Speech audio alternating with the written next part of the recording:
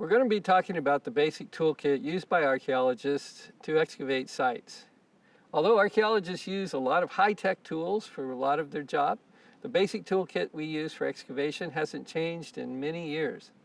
Today I've brought my personal kit out to show you an example of some of the items we use every day on the site and in any excavation that you would go to anywhere in the world. The first class of tools that we use in excavation are what we call standard digging tools, and the weapon of choice for most archaeologists is the mason's trowel. There are two kinds of mason's trowels we usually use: a pointing trowel, which is exactly what it seems like, and a margin trowel, which has a square end. They're used for different purposes in the excavation, to get around rocks, to clean up your sidewalls, and whatever else is needed. Another important tool to have in your kit is a rock hammer or geology pick. Now, some people prefer also mason's hammers, which you see here. And these items are used to remove soil a little more rapidly than you would use with a trowel, which is used primarily to scrape away the dirt on thin layers of sediment. Now, we also have in our dig kits, or at least most archaeologists do, items that can be used on more delicate excavation tasks.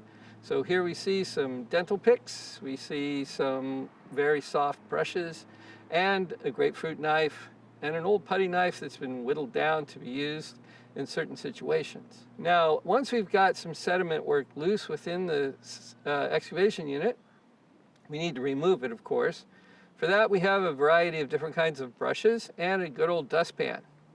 So using these brushes carefully, we remove the sediment from the interior of the excavation and then put it in a bucket to be taken off to be screened. Now, once we have exposed materials within the excavation unit, we have to determine their position, which we call their provenience, and we have a variety of small tools that we use for that task. These include your typical tape measures. We have some longer ones for laying out sites and for other tasks. And we have line levels and different pieces of string that we would use from the datum to measure the vertical elevation of the artifact or feature within the excavation unit. These are all very low tech. They're very easy to use once you've figured out how they're supposed to be used. And they have the beauty of never running out of batteries or failing in the field.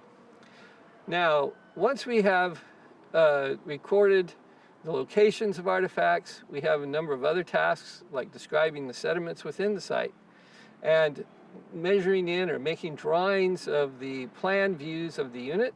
That's basically the toolkit that archaeologists use. This is my personal kit. I've used it all over the world.